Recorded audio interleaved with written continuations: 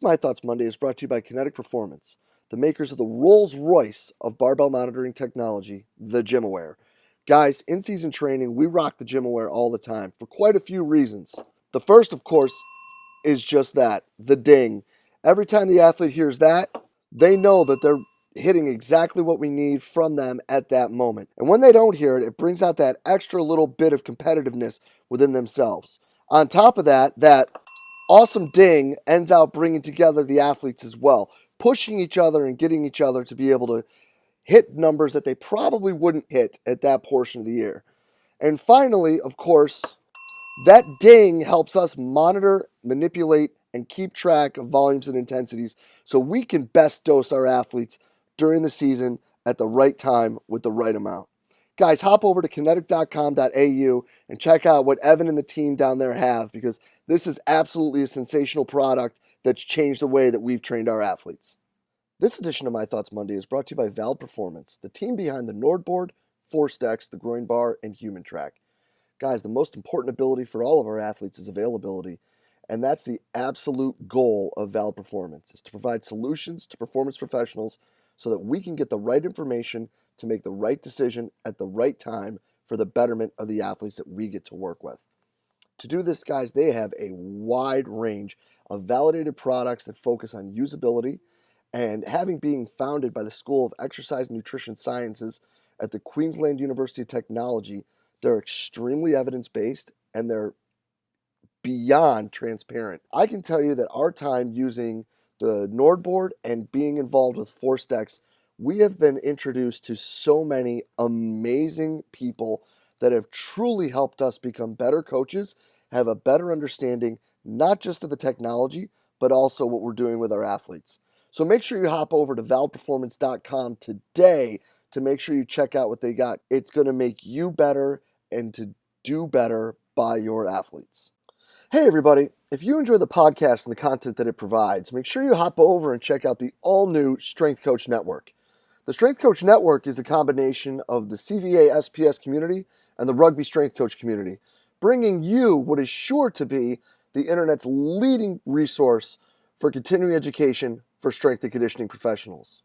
Combining these two resources has allowed us to bring some of the best content from some of the best minds in the world together for your one-stop shop to better improve the continuing education for not just yourself, but your entire staff. Bringing together all of the lectures from the Rugby Strength Coach community, along with the lectures exclusively done for the Central Virginia Sport Performance community, and all the lectures performed at the Central Virginia Sport Performance Seminar, make this an absolute must for performance coaches around the world. The world-class lectures at the Strength Coach Network are not all that you'll see as well. The discussion in the forums and the support and the career guidance from some of the top practitioners in the world, from people all over the world, makes this an absolute must and a great place for you to network, learn, and grow as a performance professional. So hop on over to strengthcoachnetwork.com and use the code CVASPS, that's C-V-A-S-P-S, to get your 48-hour trial for only $1. We're sure you're going to find great value in the Strength Coach Network and are really excited to have you involved. So hop on over to strengthcoachnetwork.com and use the code CVASPS to check it out today. Hey, what's happening, everybody? DeMayo coming at you with this week's edition of My Thoughts Monday. It's here. Seminar week is here, and we are fired up, ready to rock and roll down here in Richmond, Virginia for the 2019 edition of the seminar. And with that in mind, I kind of wanted to talk about a couple things in this My Thoughts Monday.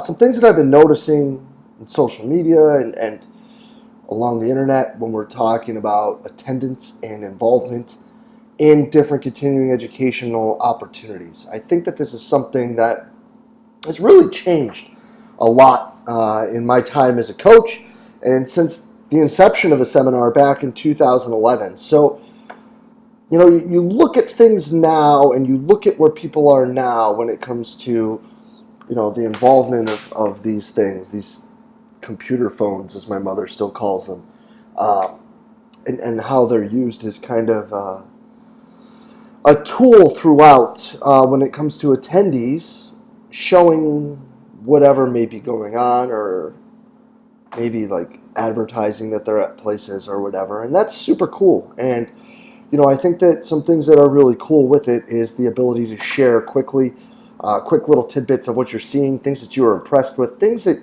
you really like that you're seeing at the event.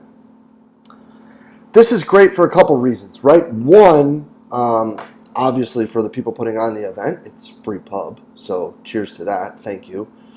And then on top of that, it allows people to get a glimpse into what these individuals are showing, and it gives people a glimpse into what you, as a practitioner, deem to be valuable and important. And that's cool. That's important in many senses. One, so people who are looking to help improve and educate and move forward understand like where certain things people are looking for or where they find value in things occurs.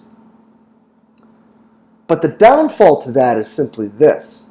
More often than not, those situations where you're taking a picture of a slide is something that just supports whether it be your philosophy, if we'd still call it that, or how you practice what you do, or things that you've said are important. And we use it more as a way to justify who we are and what we are doing, as opposed to looking at it as things that are like eye-opening, or things that made you think or made you question something that you may be doing. And that really is one of the backbones of what we're trying to do with the seminar and with the Strength Coach Network and with the manual, is trying to find different avenues to get people to contribute information, to get people to share what they're doing, to get people who may be doing things a little bit differently than others, and have them share their information so that we can look at what we do and ask questions about what we do, and have the ability to ask questions of them and to them as to what they're doing, how they're doing it, results they're seeing, ways it can fit maybe not so perfectly in your scheme or your schematics, but how you can implement thoughts, methods, means, philosophies, whatever we're going to call it today, into what you're doing with the athletes you get to work with. So then that leads me to the other issue that happens when you bring this up. You're not able to completely pay attention. So one of, and I kind of brag on this, and I get it, and I'm sure there's people at this point who are like, yeah, enough of this questions garbage, but we've upped to averaging almost 12 questions per presenter at the seminar. And that's really important to me, because what I want is for these individuals, who are all sensational, they're rock stars in our field, right?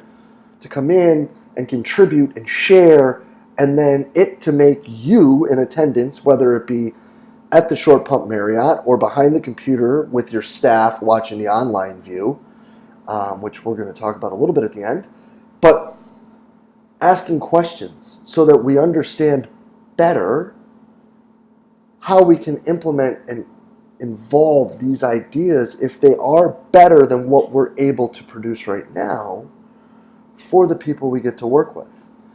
So when you're sitting there and you're taking a picture or you're recording a quick part to put on Instagram or Twitter or whatever it may be, yeah, like that's cool. It's content. It's sharing. It's free marketing for the event. Comma, it's taking you away from paying attention and being able to track down the questions. And I think that the questions might be the most valuable part. Because here's the thing. If you're in a group of 3 or 4 people, and 3 of you of the 4 look at a slide and are like, that's banging, snap, picture, something down, blah, blah, blah. At Nate Brookerson, killing it, check out this awesome slide. Or at, Sea-Wagon 75, killing it, check out this slide, or whatever. Or at Fergus Connolly just had another great joke where he picked on Jay. Whatever, however it may be. You just may have missed the intricacies of what that part was. So now you may miss a question that should have been asked. So now you only have a 25% chance of those 4 people being able to not just have an answer to a question that you may have had, but to contribute at a greater level. So what I urge you to do when you come, if this is your way, do it. That's cool. But write out every question you can think of. If there's something that you hear that you think could fit, maybe slightly differently, type out how so that you can ask the question. Because the other thing that I think that we have is unique is you have a couple different options when it comes to being able to sit down and ask them the questions.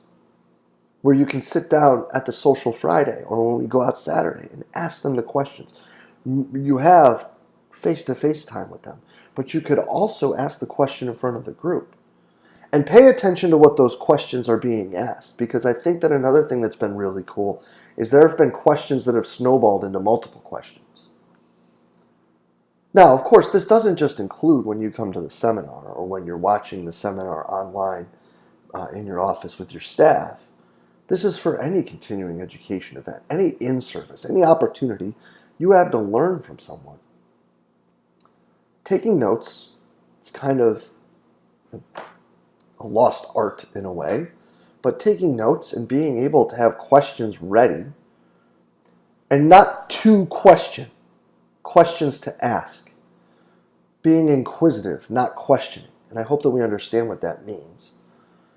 So that you can be better when you show up for work Monday. So you can bring something to your staff that can better everyone. So that you can make everyone in the room better, because what if you were the only person that thought that? And what if that's something that maybe could change the game? You know, a lot of these questions and this drive to increase inquisitiveness at the seminar goes back to a few years ago when Bob Alejo was the first speaker, and the first question came from Randy Ballard, who was the second speaker, and the third question came from Derek Hansen, who was the second speaker the next day. This inquisitiveness is very important to me. This is how we're going to continue to improve. This is how we're going to continue to not just find answers, but actually find better questions. Because I don't know if we're ever going to really find answers. At least not answers that we all agree on. Maybe that'll be in My Thoughts Monday later. But the inquisitiveness is important.